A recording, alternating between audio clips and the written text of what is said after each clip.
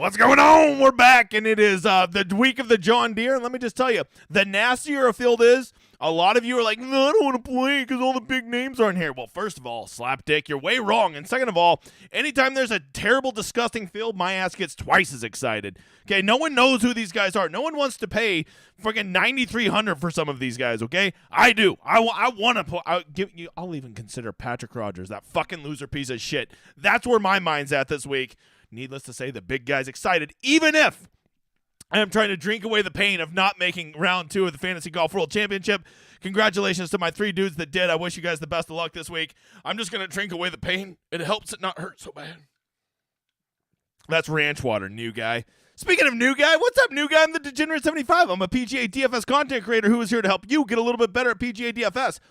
I do it a lot of bit different than everybody else because I'm not going to give you picks, because the key that you need to know about DFS is your picks suck, my pick sucks, your tout pick sucks, that guy on the podcast, his pick sucks. So just learn how to play the game, because that's all DFS is, a really complex game. That's all it is, all right? If you want picks, let me save you an hour of your life. Fuck off now. This won't be the show for you. But if you're here to learn a little bit about the process, get a little bit better, and stop stepping on your own dick, maybe check out the next hour. You might like it. If you really like the cut of my jib, go check out that schedule right there. That is my what I do every week. I do the course preview, revolutionary, first person to ever think to do that. I also have my newsletter that goes out Tuesday. Of course, you're watching the live stream right here every Wednesday, 7 o'clock, Lord's time zone. And then turn on your notifications, because Showdown Hoedown goes live right before the end of round 3 and round 4. No, round 2 and round 3 for round 3 and round 4. So come check that out, okay? By the way, I have a website and I have a newsletter. Sign up for this newsletter. I'll give you a free week on my website. The newsletter's bomb. Some people are saying it's the best. That's what some people are saying. That might have been my mom, but still. Also, if you've heard that I'm that guy that gives away a lot of shit, I am, because I got a secret for you, new guy. I'm not a poor. Okay, and I do not mind giving you my time. I'm not like famous and don't like have time to DM you, so I will make a lineup with you on my dollar, split it with you 50-50. I have hit a $25,000 one this year. I'm looking to hit another one. Maybe it'll be you. Matter of fact, editor, right now, because there's already 211 sweaty tryhards in here, all you guys got to do is ask a question. Keep it to 2 questions. And if you're one of those guys that ask those stupid questions like, should I play a hard one or shank? Okay, fuck off. This isn't a pick show. Go take that to the other slapdick shows, okay? We don't do that here. Ask real questions or don't ask any questions, Slappy. Editor, in the chat, give me somebody to build a ticket with me tonight. We can do week-long or showdown. I don't really give a shit. So, editor, draw a name, and then we're getting on with the show. While he is doing that, let me tell you about a little problem I have saying fuck. Okay, there it is. Waylon Jennings. Waylon effing Jennings. All right, what is this? 1970s country music? Waylon, reach out to me on Twitter or on the Discord. We'll build a lineup tonight. I do have a problem saying the F word just a her too much, okay? And because of that, I do a F counter. At the end, we will draw, and you get to play me 1v1 for all the money in this little fuck counter right up here, okay? Last week, I played Peter Lavin. Teddy, what do you think? Pay that man his money. I don't think so, Teddy. He's a wiener and never sent me he never challenged me. So I win again. I will never stop saying fuck. All right, there we go. I think I've missed one. So that's where we're at. Okay, let's get to the show. Let's get going. It is the night before. Let me just ask you something real quick, new guy. This is the most important question I might ask you all night, and don't get it twisted. I'm going to be asking you a lot of questions, new guy. Have you made your lineups yet? You have. I know you have. Every new guy this year has, because you don't know any better, right? The same reason you play in stupid contests is the same reason you've already built your lineups. You cannot build your lineups until you watch the stream and have all the relevant, pertinent information you need to make informed decisions, right? Because you're sitting here thinking, but I've got my picks because my model said this. No one gives a shit what your model says or what your picks are, because everything you're going to learn tonight might completely change what you think is a good play, right? All the guys that you think are a good play could end up being terrible plays based on what you hear tonight. So I highly encourage you to quit building your lineups. If you want to build a player pool, that's fine, but be willing to edit it after this. Let's start at contest selection, the first place we always are. And hey, DraftKings, I know you're watching because you've slipped into my DMs 2 different times. These contests suck, all right? I try to tell you, June and July, PGA is king, and yet here you are just bastardizing these contests. Look at the main this week. The main $20, $750,000. It's been $1 million. It fills instantly every week. So they're like, hey, I've got a great idea. Let's just drop it by 25% because, like, it's the John Deere and people don't like the John Deere. No, dumbasses. It has nothing to do with who's playing in the tournament. It has to do with people love PGA DFS, and there's no other sports to play right now. Okay, people don't want to play MLB every day. Okay, maybe like some sweaty tryhards. No disrespect to you guys. And it's a terrible payout structure, 28% or 27% to first. You know I'm out like a fat kid in dodgeball in that tournament. And here's the worst part. It will fill within the next hour and a half. They already have a secondary $20 up, and it is it's almost halfway full, right? So the secondary is almost full, a clear 12 hours before lock. That is just not understanding how many people love PGA DFS. I don't know how else to say it, DraftKings. You can't throw any weather bullshit at me this time. You just screwed up. You're just wrong. I'm sorry. I like you. I do. I love you. I appreciate all you do for me. But at the same time, I'm a man of incredible integrity, and when you suck, I'm going to tell you suck. From there, let's see. Wait, get on the John Deere. Get out of here. Get out of here, Bob. Let's see. Moving on from there. Oh, the big $5, just the nuts this week, where it was only 10% up top. It's already filled. And look at this. The secondary $5 filled. And now, wait, maybe this is the third. This is the third. No, this is the single entry. I'm lying. They already have filled the primary $5 and the secondary $5. Insane. 12 hours before lock. I'm telling you, man, they don't get how much people be loving this shit. All right, let's get to all the contests that I like to play in. As always, playing contests that you can max enter. Rather that's a single entry, a 3 max, a 4 max. You know I love the $254 max, the $100 single entry, $200 single entry. If you're one of those people and you're saying, well, that's out of my price range, I get it. I know the majority of you are playing something along the lines of $5 to $20 a week. So check out the $1.20 max, the $3.20 max, $5 single entry, $12 single entries, because on your budget, you can max enter those and you're not giving up leverage to other people when they play way more lineups in that contest than you are, right? So look, that's always the advice, okay? If you want to know about contest selection, watch my Monday show.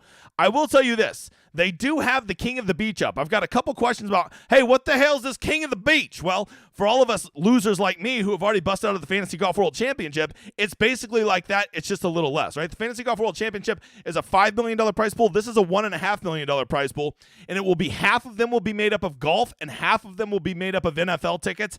And then if you make it and you qualify, just like at the Fantasy Golf World Championship, you will get to go to the live final at fucking Phoenix for the Waste Management Open, which is always the Sunday of the NFL Super Bowl, and for the Sunday of course, Waste Management, right? So would that be cool to make it? Yeah, I would. Am I going to be playing in that? Yeah, I am. Maybe give me a week to like collect myself after busting out last week. I got like a fucking hair in my face.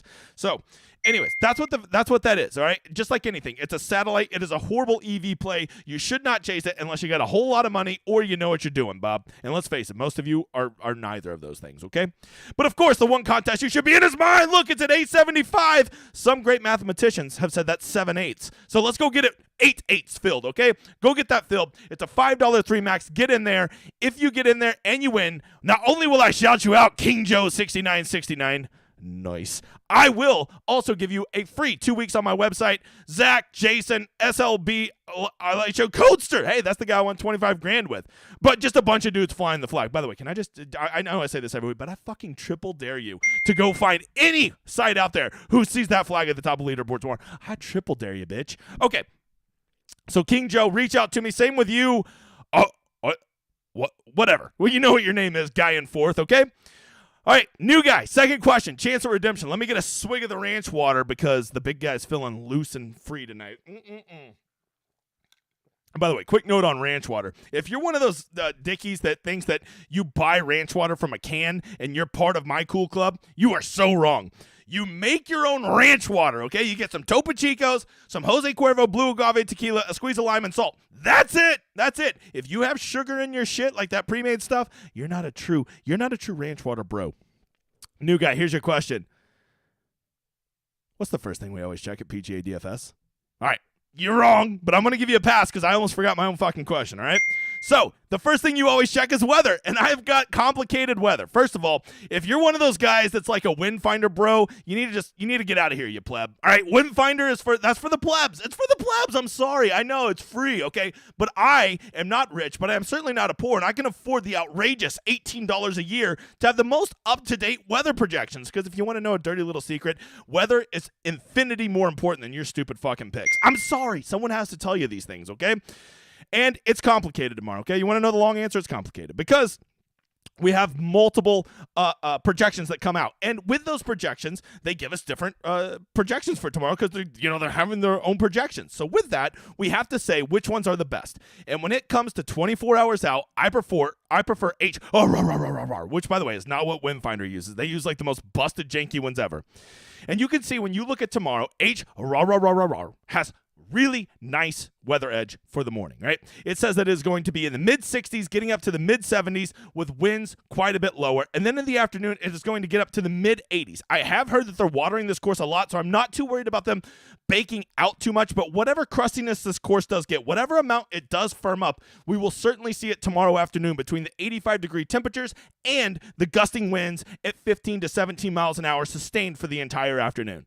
All right, if you're trusting the projections, that's undeniable, right? So I think tomorrow you're going to see a pretty clear wave edge for the morning guys. But as always, they flip on Friday, so we must take into consideration what Friday looks like because we're playing week-long, a.k.a. kicking the nuts, and we have to factor in the first 2 days because let's be real, the only thing that we can control at week-long is the first 2 days. After that, all we have is the Lord's goodwill. We don't know what time our guys are going to tee off on the weekend. We don't know how they're going to play. We don't know if what the weather's going to do. We're just fucking hoping. We're just trying to get as many 6-6s as we can and then luck sack on the weekend. That's all you can ever do at PGA.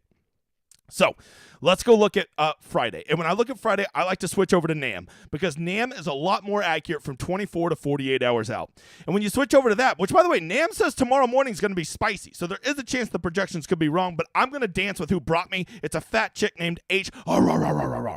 So for Friday, here's what I'm seeing. I am seeing it's just going to be lovely all day. A little cool in the morning, right? I don't want my guys out there when it's 50 degrees. That's not great scoring weather, but it quickly warms up, and the morning guys are going to do great Friday morning, right? So those guys that might have it a little bit tougher Thursday afternoon are certainly going to get a lot of that back Friday morning.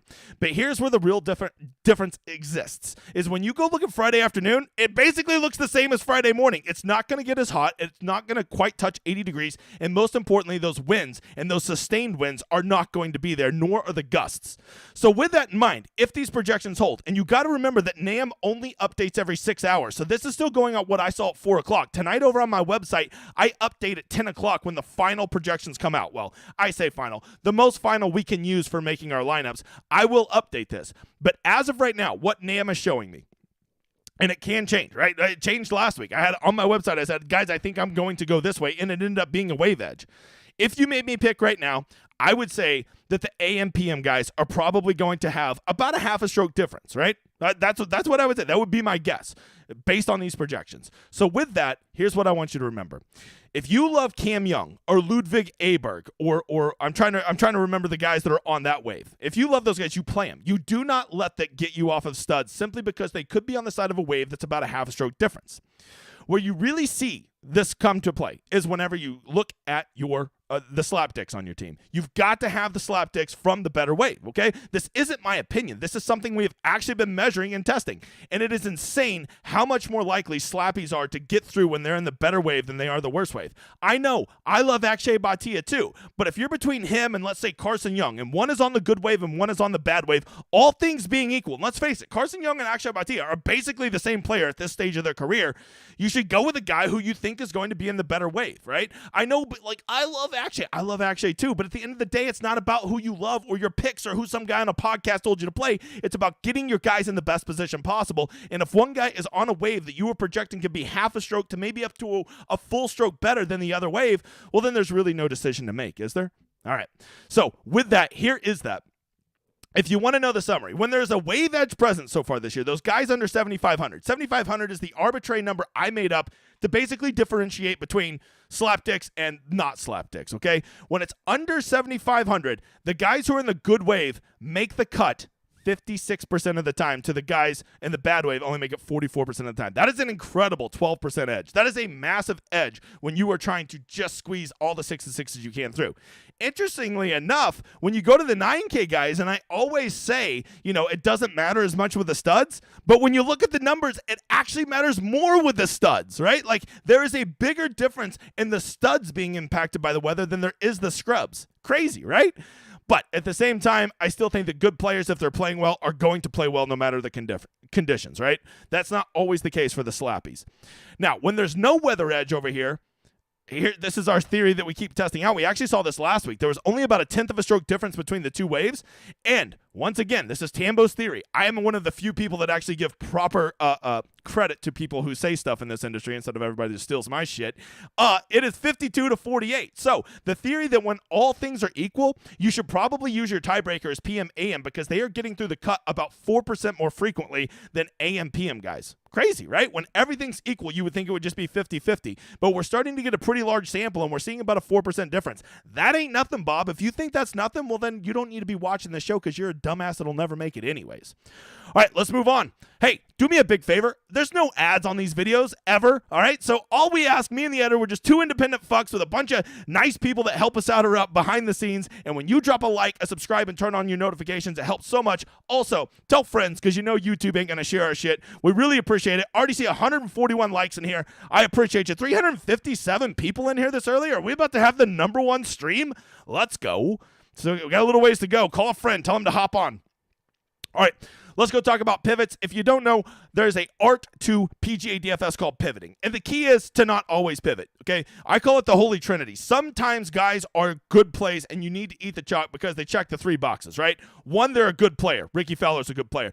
B, they're in good form. Ricky Fowler's in good form. And C, they are a good course fit. And that all 3 of those were Ricky Fowler. So what did I do? I fucking faded him like a moron last week, and I paid the price because Ricky Fowler was a nuts play last week, and he was not somebody you should have pivoted off of. You needed him in your lineups, and he won. So even if you pivoted to Morikawa or Homa, who both did well, you didn't get there, Bob. You didn't get there. The key to PGA DFS is understanding the art of the pivot. However, if you would have played Sung J M, you could have played Cam Davis or Steven Yeager at legit 1/3 his ownership, and they smoked him. Or if you played Austin Eckroth, the grossest chalk, right? He came in at 24 points. You could have played Justin Suh or Christian Bezadenhout, and they both smoked him too. So where are we at on tracking pivots so far this year? It is exactly. We've been doing this now for over 35 weeks. And 33 tournaments, 36 weeks.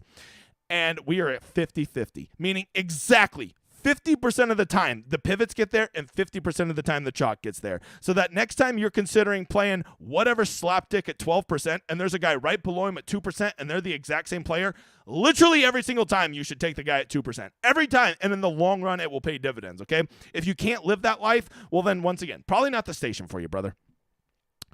All right, let's get over to ownership because if weather's not the most important thing, it's definitely ownership. Let me get a quick swig of the ranch water.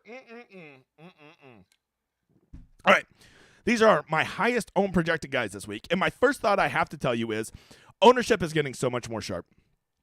6 months ago, a year ago, people did not understand the importance of ownership, and it has shifted. Now people see it, and it really is keeping people from getting out of line. You're not seeing near as much disgusting chalk as you used to. By the way, I just see the editor only put 1 honorable mention on here. I would fire him if I wasn't so dependent on him. I'm kidding. So you got to keep it in mind that there's just fewer and fewer guys getting out of line. The number of donkey chalk guys every week, I'm struggling to get there like I used to, right? So with that, we got to go look at who is the donkey chalk guys and who is not. All right. First of all, I think Russell Henley and Denny McCarthy up top both are going to be the highest owned guys, right? It's just so easy to fit them in. If we know one thing, people like to spend their fucking money. I think this is one of the few weeks you will actually see people leave something like $400 or $500 on the table because we rarely see that in week long. We'll see it at Showdown occasionally, but rarely at week long. And with that, you have 2 guys who are coming in good form, who are good course fits, and who, compared to this field, are good players, right? So they kind of check the 3 boxes. They feel safe. They're your warm, fuzzy Care Bear blanket. You feel good when you start your lineup with them. But at the same time, to be donkey chalk, it is what your ownership is compared to those around you. And Henley and McCarthy, sure, they're a little bit higher, but I don't think that they're too crazy high. Most of their ownership is coming simply because they're the 2 most highest priced guys. So with that, I'm going to reluctantly give them chalk. All right, I don't love it. They're a little on the chalky side, but you've got Cam Young right there by him, and people are spending their salary. So in good conscience, I can't give them, by definition, donkey chalk, right? However, when you get to Cam Young, a guy who has been playing horrifically, you start to have guys right above him like Aberg, who is about half his ownership. You have guys directly below him who are also about half of his ownership. So he is noticeably higher than everybody else around him, right? His salary is also he also falls into another tier than what I would put Henley and McCarthy in, so it's not really fair to compare him to them. I can only compare him to those people directly around him, and because of that, with him being almost twice the ownership of people directly above him and directly below him, and that whole middle ground of he's been blowing balls, well, then I'm left with no choice. Cam Young? The man's donkey chalk, and we don't play donkey chalk. We don't do it, do we, guy in the back? No, okay, we don't. That's right. We don't play donkey chalk, except when we do, new guy. You got to ask yourself, am I willing to go down on donkey chalk Cam Young? That's only for you to decide. I don't know. And you also need to know a top secret I've never told anybody. I don't give a shit who you play. I'm just trying to help you answer these tough questions. Is it worth it to play a donkey chalk Cam Young? I don't know. You're going to have to answer that. Steven Yeager, I got to tell you, Steven Yeager just seems like one of those guys that, I mean, if you didn't see that Sunday round he had, I believe he finished birdie, birdie, birdie, eagle, eagle, eagle, birdie, birdie, birdie, eagle, eagle, eagle, birdie for 33. I think that's what he shot, okay? And Steven Yeager is playing really well. Steven Yeager is a good course fit, and let's face it, in this field, he's underpriced. He should be every bit of 9,400. That is all the boxes that get checked on somebody getting two owned. So Steven Yeager, as much as I may like you, brother, I got to be impartial. Steven Yeager? The man's donkey chalk, and we don't play donkey chalk. We don't play that donkey chalk, except when we do. Except when we do, all right? From there, Emiliano Grillo, he has been playing good. He is a relatively good course fit. I don't know, he at a putting fest. I don't know if I ever want to have Emiliano Grillo, but it's 16.8%. He is only about 20% higher than the peers around him. So because I'm in a good mood, I'm going to give Emiliano Grillo. I don't love it. That's a little high, a little on the high end. But that's where I'm going to put him, right? Matter of fact, this whole range right here, Shank, Smalley, Hadwin, Taylor, Chris Kirk, all these guys are coming in. And you can just look at their ownership right there, 14 to 16%. They're all right in the same price range, and they're all at the same ownership. So they are all a little on the high end, but, I don't really think any of these guys are out of line. So weirdly enough, I think I'm just going to give all these guys, Okay. I don't even really consider those guys chalk. The only reason they're even getting any ownership is because pricing is so soft. It's just so easy to fit them in as your second or third player, and that's the only reason they're getting ownership. So with that, I can't, in good conscience, just go update this shit down here. All right, right on air. Editor, you've just kept your job. All right. Sam Stevens, you know what? Sam Stevens, whatever. Sam Stevens, he's, this is my rule. Anytime a guy is in the 7Ks and he's double digits, it's almost always donkey chalk, right? It's just a good rule of thumb. They're going to be donkey chalk. But there's so many guys in the 7Ks that are in that 12 to 13%. I just can't in good conscience call him donkey chalk. So I'm going to give him chalk. Plus, Sam Stevens, I think, is actually a decent player. His approach is horrific, but he is a decent player. And then lastly, we're going to get to Lucas Glover coming in at 12%, right? He's only 0.1 lower. He's in the same price range. So, of course, he's going to be chalk, right? Not a chance in hell. The man's donkey chalk, and we don't play Lucas Glover. What are you doing? You won't play Lucas Glover when he's 6,800 and he's 1%. Now you're going to go play him at 12% at 7,200? Smash your face into a wall. You're a donkey dick. What are you doing? It's Lucas Glover. Oh my gosh, this community is laughable. Okay, whatever. So there you go. That is the chalk report. As I told you, not near as much donkey chalk as we used to see, right? People are just getting smarter, and people are realizing, why would I play this guy at 25%? I'll just go play this guy at 10%, right? And when you have enough people doing that, it sways ownership, and you're not getting as many guys who are out of line, okay? And really, the real play in the future is going to be this. Whoever we think is going to be donkey chalk and then everybody pivots off of, go play the original donkey chalk guy, because one day the pendulum will swing too far, and it will be time to go back to the original chalk. All right, but as we know, people are watching this show, people are listening to a lot of content across the industry, and they're trying to play the game. Kudos to you, motherfathers. So here's what I'll tell you. Every Wednesday night, there's this thing called ownership drift, and some people are getting steamed up Wednesday night, and some people's ownership is going to be moonwalking backwards. If some people are moving up, inevitably people are moving backwards. So let's try to identify who those guys are. I've been looking at this now for about 4 weeks, really trying to identify, what is it? Is it projections? Is it what the tout sites are saying? What is it that is leading to these guys getting steamed up Wednesday night, and what is causing some of these guys to move down? And so far, the thing that I have found that is most directly correlated to it is guys that get steamed up are guys who are playing well, and guys who are moonwalking are guys that are perceived to be good players who are not playing well. So it'll be no surprise that a lot of these guys that I'm picking are that. Adam Schenk is a guy coming in really good form, all right? So I just cannot believe his ownership is going to be that minuscule this week. So I think Adam Schenk is a guy you click in tomorrow, you're going to see him 3 to 5 points higher than I have him projected because people are going to realize, oh shit, Adam Schenk's good, right? Yeah, he does not live up to his last name. On that same note, people are going to realize Steven Yeager has been playing solid golf. Steven Yeager is underpriced, and most importantly, Steven Yeager absolutely roasted round 4 showdown at Rocket Mortgage last week. So because of that, I think Steven Yeager's a guy we come in tomorrow. It would not surprise me if he is 20% owned and is the second or third highest owned guy on this slate. So you better really love some Yeager bombs if you're going to commit to him, right? And then lastly, Dylan Wu. This guy people love to play him every week. He's double digits every week, and he gets there. He got an albatross and an eagle last week in the same round. So when you play somebody and they get you there, we are all just basic reptilian brains. You're going to go back to that guy. So I think Dylan Wu is a guy that will actually end up being the highest owned guy in all of the 7Ks. Okay, why? Once again, all 3 of those guys are playing well. And when you're playing well, that seems to equal Wednesday night's team. I can't wait to see tomorrow to see if I'm right, but I'm just projecting because if you haven't learned, ownership is a moving target. Who's going to moonwalk? Well, first of all, Cam Young getting damn near up to 20%. I think some people are going to realize tonight the little secret that I know called Cam Young sucks. Okay, and he has been playing god-awful. And so Cam Young, I really think people are going to get off of him tonight. I think we see him somewhere closer to 15% tomorrow and not an outrageous 20%. On that same token, I think people are going to realize that Chez Reavie's hat just doesn't fit, and eventually it's going to get in the way of his eyes, and he's not going to be able to strike his irons as well. And with that concern, then, you can't play him. On a more serious note, I will say this about old Chesterton, right? There's just better players down there. Chez Reavie should not be 7,700. When you compare him to his peers down in the 7,000s, I could legit name 10 players off the top of my head that are objectively better players than Chez Reavie. And I don't care that his recent form has been really good. I just think that people realize that his hat won't fit. And lastly, Lucas Glover. I'm just telling you, man, it's Lucas Glover, bro. Like, what are we doing? He's Lucas Glover. And there's just no way Lucas Glover can be 12%. I hope that the Lord is that good, okay? I really do. But enough people will wake up and be like, wait, I'm playing Lucas Glover at 12%? What am I doing with my life? And honestly, outside of a good finish last week, he sucked all year. So, we can't even say he has good recent form. I'm not in on the Lukey Gloves train. Get out of here with that, all right?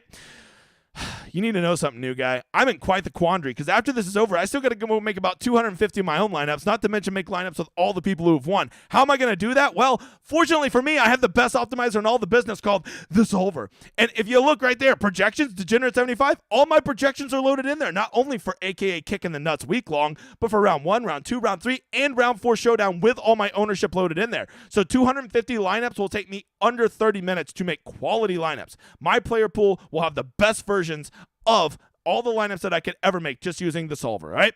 I swear by it. Check it out. You're thinking, I can't afford that. I'm a casual player. $25 a month, new guy. Just make sure you use that little showdown, hoedown symbol right there, and it will get you access to all my projections, and you will have everything you need. All right, let's get over to the model because, new guy, if you don't know, the model is life, all right? It's there's nothing else that really matters. Ownership, weather, get out of here with that. It's about the model, bruh. And with the model, things I looked at this week. Recent ball striking, all right? Some people don't agree with it. They call it BS. Bob, a lot of Bobs around here. That's birdie or better gained on easy courses. Par 4 scoring on easy courses. Recent approach. Good drives. I do think off the tee matters, but not driving distance. I think you need to be in the correct part of the fairway, and you definitely want to be having greens in regulation. Opportunities gained on easy courses. Strokes gained total last 36 on easy courses. I want to know who plays those easy courses well.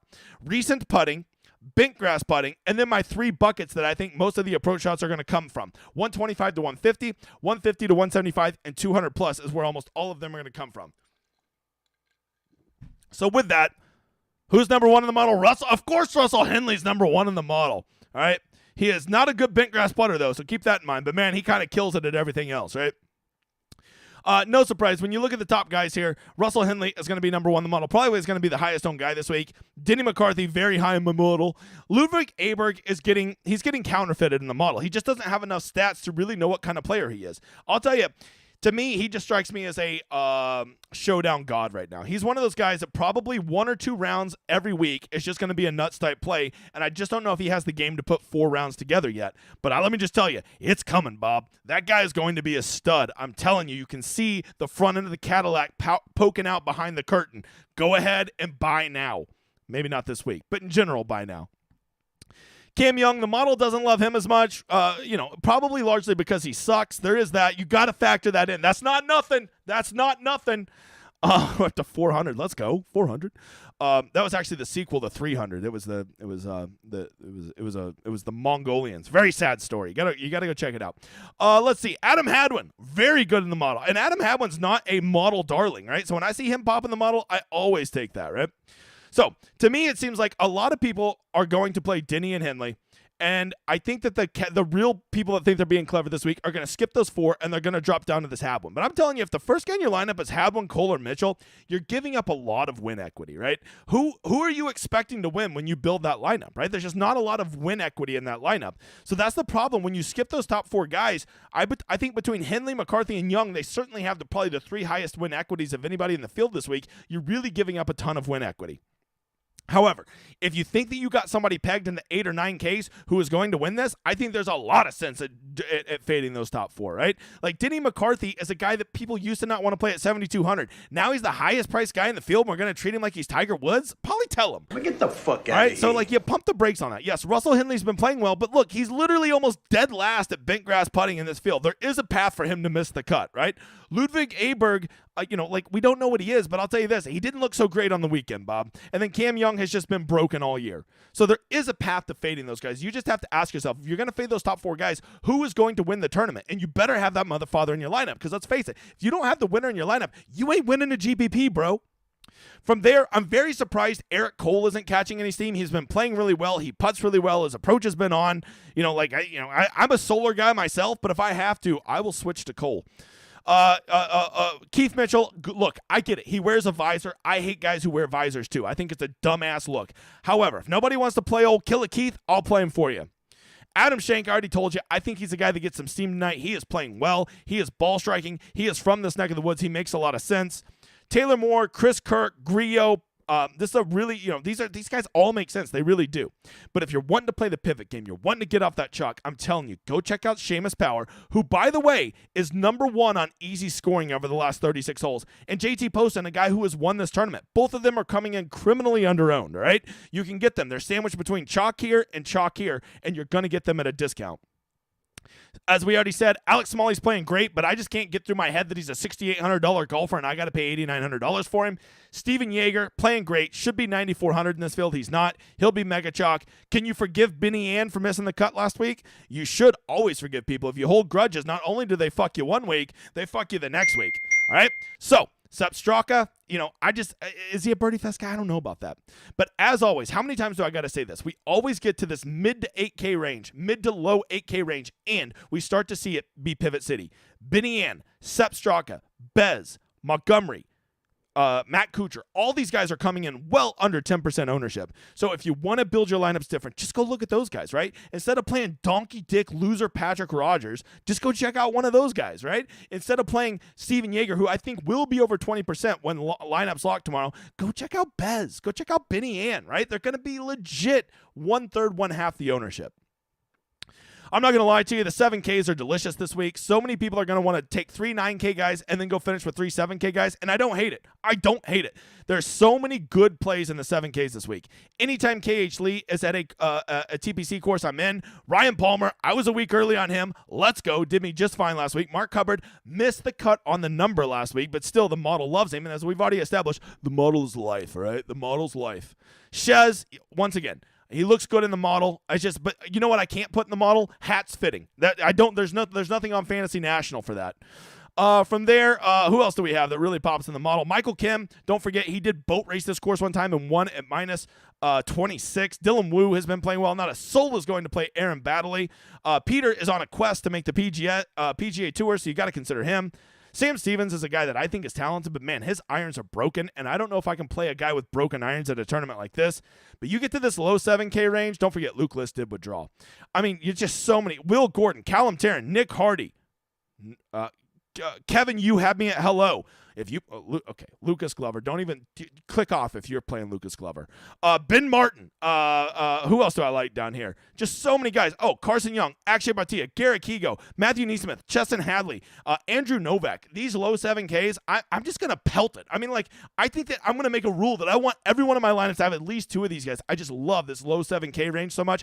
I feel like these guys are criminally underpriced because if we're being real, these guys in the low 7Ks are basically about that far behind the guys in the 9Ks. They're like the same player. They're like almost the same player, and I'm going to pay $2,000 more for frickin' whoever. Who do I want to shit on? For Eric Cole? Probably tell him. Get the fuck out of here. All right, when you get down to the 6Ks, this is where I start to consider sleepers. Sleepers are guys that I think are going to have to be under 5% owned, and of course are under 7K. Some guys that you might want to consider, I do think Sam Ryder's getting a little chalky, so he might not be under 5%.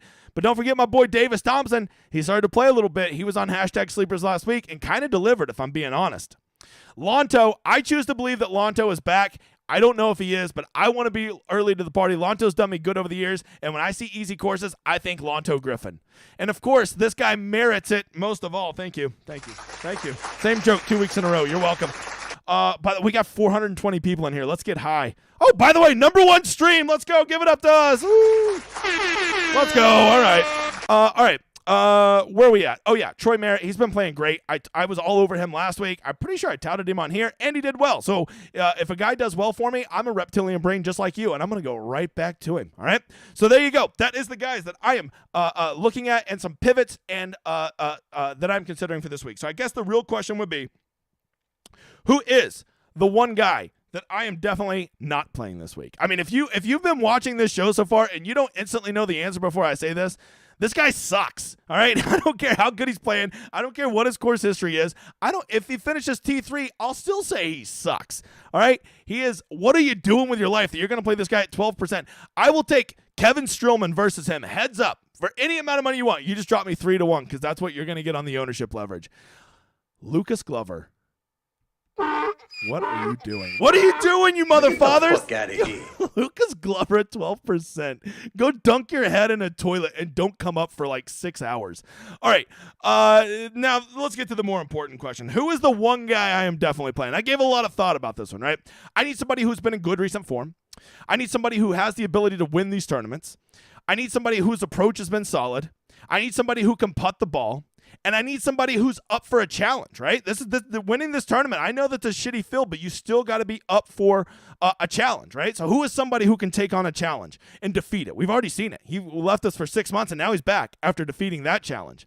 But most importantly, I need somebody who's going to be the captain of my team, who is going to lead my lineup to victory, who is going to be that captain of my roster. And when you're thinking of a captain, who the hell else better out there than Captain Kirk? The one guy I'm definitely playing this week.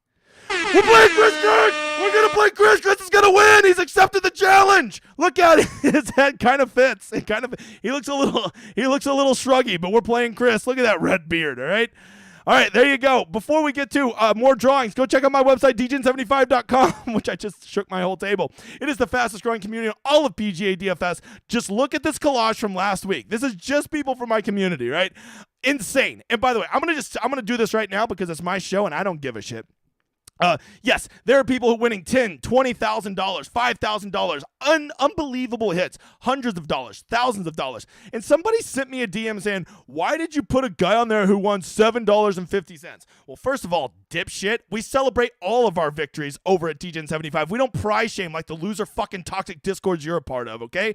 We celebrate people. And if it gets people excited, it gets me excited. It gets us all excited. That is the $7.50 was in the dime. He won 75x his money. When was the last time you won 75x your money? Exactly. So shut the fuck up. And the most important thing to remember is if you get excited about your wins, that's what PGA DFS is all about. It's about having fun. Okay, I hate that it takes thousands and thousands of dollars for me to even get a slight chub when it comes to winnings, okay? I wish that I could play in the dime. I can't. And I'm not going to hate on people that get the same excitement as I do playing a dime or a quarter or 50 cents or $1 or whatever they want to play. If it's exciting to you, it's exciting to me. You keep sharing it. The rest of you, you're all badasses. I love having you as part of my community. Oh, and also don't forget forget, I have the best tool in all of PGA DFS called the Rosetta Stone. I have it for week-long, round 3 and round 4 showdown. It's what keeps the fat kids coming back to eat the cake because it has everything you need to make the most informed decisions to make the best version of your player pool. Not a single pick on there. Not me being like, I guarantee you this guy's going to win tomorrow. Don't do that shit. That's for the losers, okay? Check it out. All right, editor, we are to the picks. Give me 3 names. The first 2 names are going to be people who get to build a ticket with me tonight, and the third name is going to be who gets to play me for the F counter, assuming you actually send me the invite. Illinois fan, you're up. Me and you, we're building the lineup. We can do showdown or we can do week-long, all right? By the way, if you ever want to be in this drawing, simply just get over here, ask a question. None of those stupid questions, this guy or this guy. Ask real questions. Put a question mark. You're in there. Carl Fox, you're in there. The fox is loose. All right. What up, T-Swin? And lastly, Big Driggs. I like that name, Big Driggs. Send me an invite. Don't be Peter. Send me an invite. You get to play me for all this money in my fuck counter. We'll make sure to put at least $20 in there. If you beat me, I'll PayPal you the money or build a lineup with you. Whatever you want to do, big guy.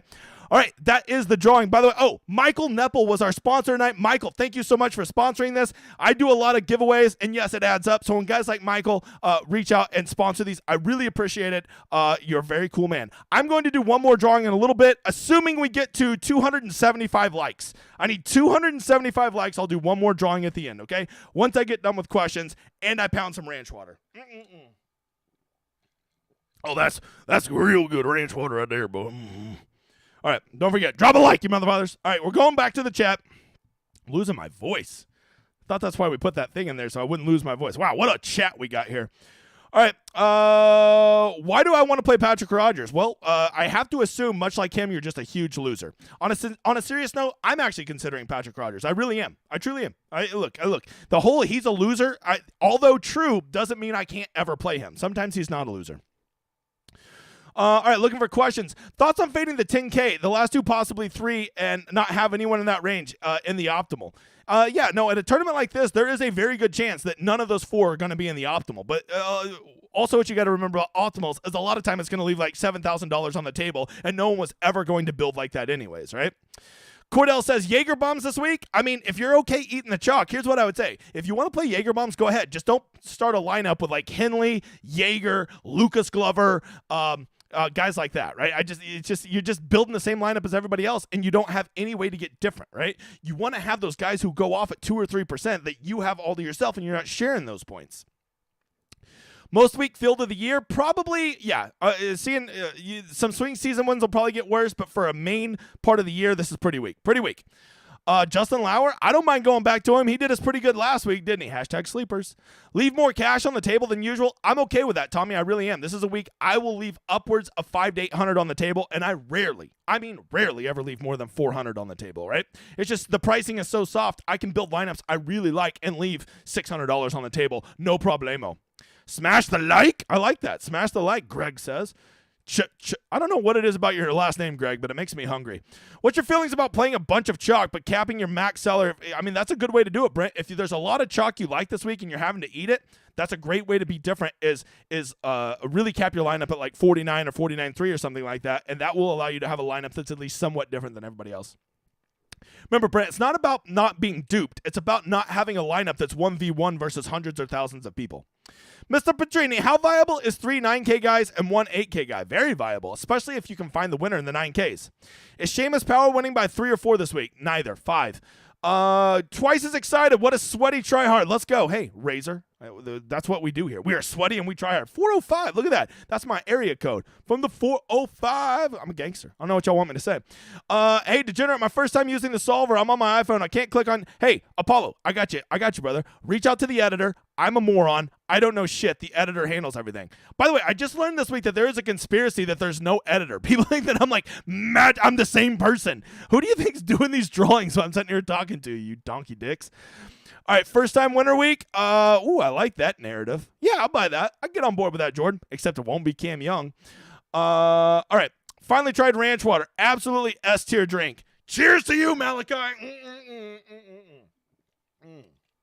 I mean, if you're a guy that doesn't like sweet drinks, I don't get how you can't like it. It's just a good, fresh, crisp drink that's not, sugary shit. Start with 3 9Ks if you want, but I'm just telling you, when you do that, Thor, you better have a hot take on some guys that can win it, because when you do that, you're giving up a lot of win equity. How about Kevin? You have me at hello. I don't mind him at all. I like that guy. I think he's a player. I think he's a real player. I do. Big guy, I've been preparing quarterly reports at work. You giving out any picks tonight? Okay, you've got jokes other than being a slapdick. All right, Henley, this week's Fowler going to get the donkey chalk? Yeah, probably, Gabriel. I probably am. I like Russell Henley this week. I'm not going to play all the donkey chalk, and when I do play Henley, I'll probably have some rules to put at least 2 to 3 pivots in with him, but I'm probably playing him. I probably am. I don't make those decisions till 10 o'clock at night, but right now I would leaning towards yes. Think there's a ton of salary remaining in the winning lineups? I would get, if I had to guess, I guess it's probably something like 49.6, 49.4, something like that, yeah. Who's the under 8% owned guy with a legit shot to win? Seamus Power. What are your comp courses? I've been looking at all the easy courses, the Travelers, the Rocket Mortgage, and TPC Craig Ranch, right? Which was what? The Byron Nelson. Getting a lot better at knowing my courses. I'm very proud of me.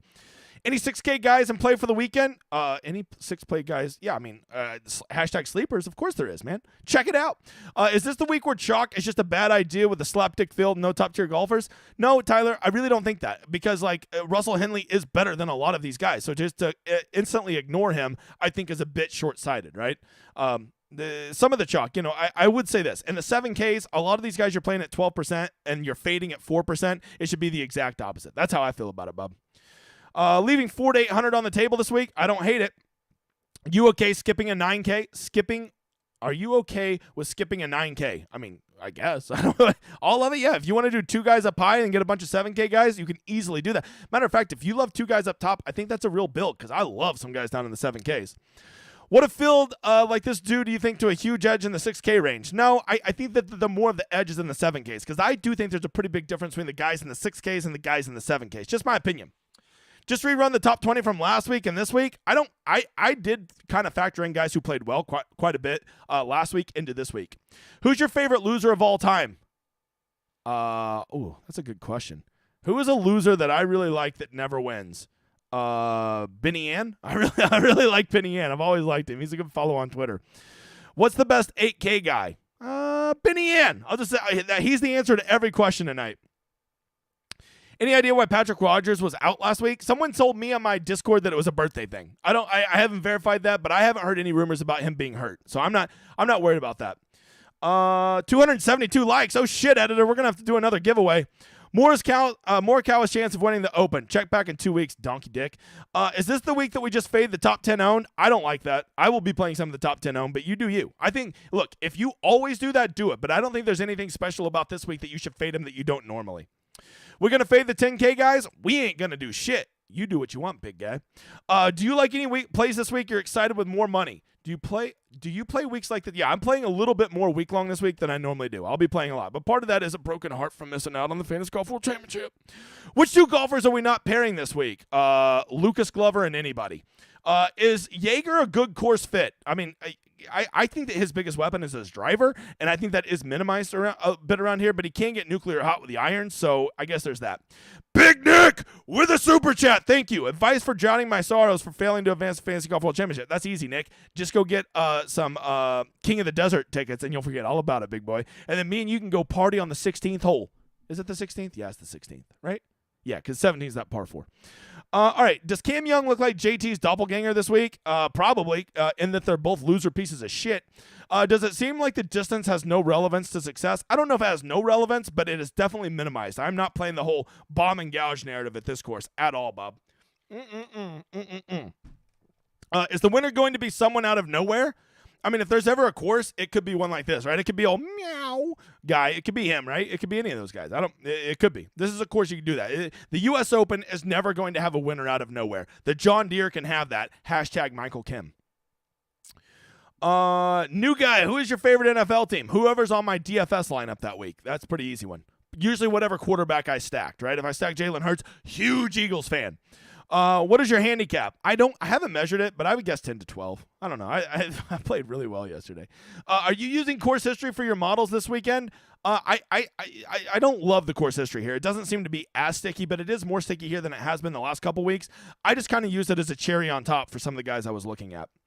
Can I fade 100% of Denny and Henley? Sure, Levi. I think that's a especially if you have another guy that you have a hot take is going to win. I think that's a very viable path. But I will say, I feel like Henley probably has the highest win equity of anybody in this tournament. Ludwig week, Gust, he makes sense. Just if you're playing the game, he makes sense. I'm just not convinced he is ready to put 4 rounds together. That's my only concern. But that's kind of a weak argument against somebody. If that's all you got, that's not very good. Do you think it's viable to avoid the entire price range in order to yeah, that's what I like to do, Sal. I like to not pivot from this guy to this guy. I like to pivot from this range to this range, right? Like that 8K range I was talking about this week, it is going to be horribly neglected. Is somebody in the stream going to be in the King of the Beach? Oh, for sure. We'll get some King of the Beach tickets, right? I mean, if we got 14 in my community for Fantasy Golf World Championship, you best believe we're going to be getting some King of the Beaches, and we all going out there and partying. Is Showdown easier or harder with a terrible field? Probably easier because it's going to make the low-owned guys even lower-owned, and they have the exact same chance of going off as the high-owned guys. How have I missed the Rounders audio this whole time? Great movie. I don't know, sir, but you need to pay attention. Teddy, you know what? You don't even get Teddy. You get Polly. Get the fuck out of here. When are we playing craps next? Actually going to Vegas in October for the Shriners. Come on out there. Open invitation to everybody if you want to come out there. I already got 4 people reserved, but we're going to take a big group, watch college football, NFL football, go to the Shriners on Friday. We're going to make a whole deal out of it. Were your ranch waters heavy-handed last Friday? They were. I was a little on the tipsy side, sir. Is Eric Cole like a legit player? I mean, I think so, but I don't know if he's $9,700 legit. That's my only concern.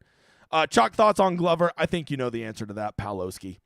Trevor says, thoughts on Shelton and Kadira. I kind of like Kadira, but I just don't like that he's not getting it done with his irons. Kadira's one of those guys I like to see getting it done with his irons, and he did not do that last week. And I'm always a slut to Robbie Shelton, so you don't got to sell me on him. Joel, don't recognize the name. What is the cheapest player you would start as your highest priced player? So like if I'm building a lineup and I want to be different, I guess I could go Shank or Kirk would probably be the lowest priced, highest priced guy in my lineup, right? If that makes sense. I hope I said that right. Shank too obvious. He does seem pretty obvious, Devin. But he's also not that owned, so maybe he's not that obvious. Are birdie streaks just luck, or is there a tangible data out there to help guide us? Well, Rick, if you come over, I do my round 1 showdown, and there is a way to try to track them, but even when there is a clear edge, it only leads to about 5% more. But that's not nothing, because if you know it's showdown, getting those streaks is the nuts, right? Not only are you getting all those birdies, you're getting the 5 bonus points on top. Cody, my $25,000 man, thank you for the super chat. Appreciate you always being here. All it took was $25,000. Now me and him are best friends. I will buy friendships. How much ownership do you expect from Cam Young to have? Probably 18%. Probably around 18%. When I break the solver, should I loosen ownership projections? When I break the solver, should I lose it? Yes, definitely. That's the biggest thing you can do. When you start putting like 60% ownership on it, the 2 biggest things is you put too tight of ownership restrictions on it, or you don't have players you don't have enough cheap players or enough expensive players. That's the 2 biggest. You got to kind of pick a certain number of players from each range, because that's how an optimizer is going to build, right? Are some rounds better for playing Showdown than others? Absolutely. Round 2 and round 3 typically are the nuts because we have real data to look at, and we have weather projections to consider, and no position points. So it's like the holy trinity. Akshay, it's about Tia Future Week. I like Akshay this week. I'm an Akshay guy. Are the weekly golf podcasts that you think are can't miss? I mean, yeah, Pat Mayo's. He's the only one I've literally never missed for probably 7 or 8 years. It's just not going to happen. His is the best. Him and Tambo are great. Always listen to it. And him and Jeff on Monday. I listen to both of them. Never miss either one. How do you feel about being the best content creator for PGA? Well, I will tell you, my mom gave me that award about 6 months ago, and I was very honored. You were only the second person I've heard agree with that. So very excited. Very excited. Let's have another week. Great week. More balanced builds this week. I like balanced builds, but at the same time, I kind of like me some Russell Henley and Danny McCarthy. Everyone is saying play punts this week and lineup construction. I don't think so. I guarantee I'll only have maybe 5 guys under 7K in my player pool, and I'm doing 250 lineups. I'm just not a big punt guy this week. I'm more of a pivot guy this week, Jerry. Is it true that on the 7th day God created the Rosetta Stone? I believe that's true. I need to go back and touch up on Genesis, but I'm pretty sure that's true. And by Genesis, I mean the one in LA. Tigers tournament. Okay. Bill, thank you for the super chat. You mother father. It's only because you win so much money. If you're a potential new guy and you want to get better at PGA DFS, take the plunge on DJ Community. Why would you listen to a guy that just hits like a freaking monster GPP every weekend? Why would you listen to that guy? Good luck, DJ75 followers. Good luck to good luck to me. All right, thanks, Joanne. Good luck to you too, sister.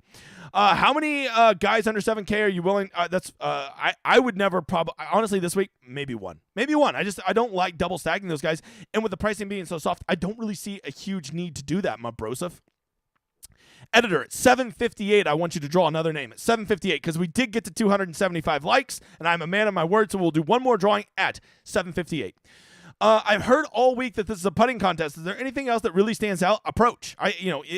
Look, you don't have to putt so well if you're always 4 feet away, right? So I think that it's more of an approach course, Chris, than it is a putting contest. Who are some of the team putter guys that you like this week? Well, I mean, if we just go sort, if I go look at bent grass putters here, Todd, Justin Lauer, Jenny McCarthy, Bez. Soon you'll know, which just blows my mind because he's a terrible putter. Dumpy Bo, Brent Snedeker, Eric, I'm switching to Solar. Austin, gonna cook your lineups. Aaron Baddeley, JT Poston. There you go. There's some guys to consider, bruh. All right, moving on. Thoughts on Hadley? I like him, bro. I do. I like him. How much would you play in round 1 showdown? I think there's a decent edge at round 1 showdown. I'm waiting for those 10 o'clock projections to confirm that, but I feel pretty good that the morning guys might have a better run of it tomorrow. We'll have to see. Hello, Degens, the one guy who's going to bust this week, Lucas Glover. Why is Aaron Baddeley priced so high? I don't know. They must have let the interns do the pricing because this price makes no sense. Mike, thanks for the super chat. Add this to the F counter. Sure. There you go. I don't know if I hit it enough, but it felt right. Moving on. Since most ownership projections seem to cater to GPPs, how would you project ownership in single entries? It's really simple, Rick. Anybody that is quote-unquote chalky in GPPs, so like Russell Henley, Steven Yeager, you can basically just add 20% to their ownership, right? So if they're 20% in the GPPs, they're probably going to be something like 24% at in single entries, right? That's a good rule. 20 to 25% is a rule. And guys that are pivots are going to be 20 to 25% less owned. People tend to gravitate towards the chalk in single entries. It's a very clear thing that happens. How are we liking Kazire this week? I think he's a really good pivot. For real, I think he's a very good pivot. Who is the lowest owned player that will be in your player pool? Oh, I got some guys at 1% that nobody's playing, right? Like, their moms don't even love them. I'm going to have them all up in my lineups. Is Sam Ryder underpriced? Definitely. But because of that, he's going to be higher owned. How do you differentiate between main pivots and secondary pivots? This is a reference to your chalk report. So that's basically we want the main pivots to basically be about half of the ownership of the guy. So if a guy's at 20 or 30%, we want that the primary pivot to be about 15%, and then we want like the second pivot to be like a punt pivot, right? So like somebody that's like 1/3 or lower their ownership. That's kind of our goal when we do it. Does Ma watch the stream? I don't know. You'd have to hit her up. I haven't talked to her in years.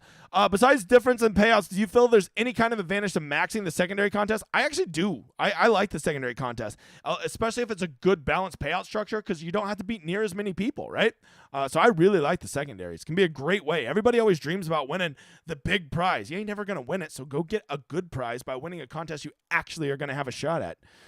All right, got 756. Is Patrick Rogers going to win? Probably, because he's a loser. Long shot winner this week or favorited? Henley or McCarthy? I'll go with a long shot. It feels like a long shot. I haven't really given that much thought, but I'm buying that narrative. Who is your biggest miscut surprise this week? Who is Emiliano Grillo? Did Kuchar withdraw? I didn't see that if he did. When was the last time you seen the movie Blow? It's been a hot minute, Johnny Depp. Hey, guy in the back, should I play Rogers or Kuchar? Nick, we don't do those kind of questions around here. Probably tell him. Get the fuck out of here. All right. When you load the solver, make sure you toggle to classic. Yes. Okay. Unless you want to play showdown. Yeah, you definitely want to do that, or it'll have the wrong price in there. Okay. Eating 15 to 18% up top. I'm not touching the 10Ks. I mean, 15 to 18% up top's not the worst, bruh. You were in NAM? That's right, Donnie, I was. Chance Chris Kirk gets steam. Well, I mean, me talking him up and doing this great meme right here probably didn't help. I mean, look at that guy. Who doesn't want to play that guy? The challenge. He's up for the challenge. It's little kid golf clubs because it's a little kid course. Isn't that cute? All right, moving on. Editor, do that drawing. I got 758. Let's see what the editor's got here. Who is our newest winner? Newest winner. It is Shauna Monica. I like that name way too much. There you go, Sean. Reach out to me. We can build a lineup tonight, or we can do week long. My God, these questions.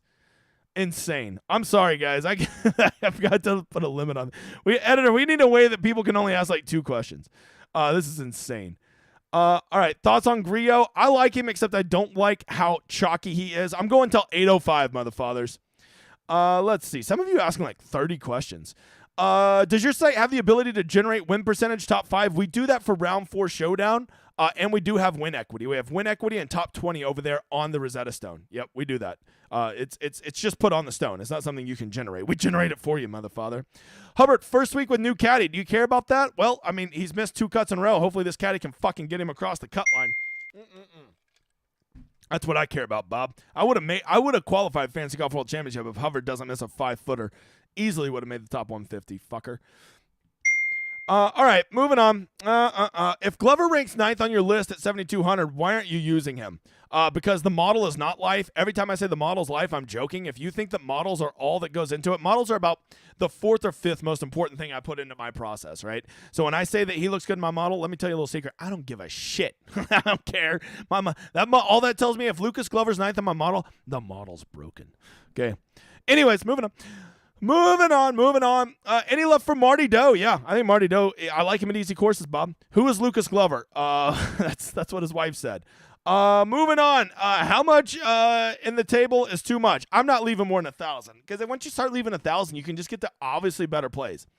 Who's going to win this week, and why is it Nick Taylor? Nick Taylor. On Tommy Cole, no, reminds me too much of Tommy Hilfiger. Can't get behind it.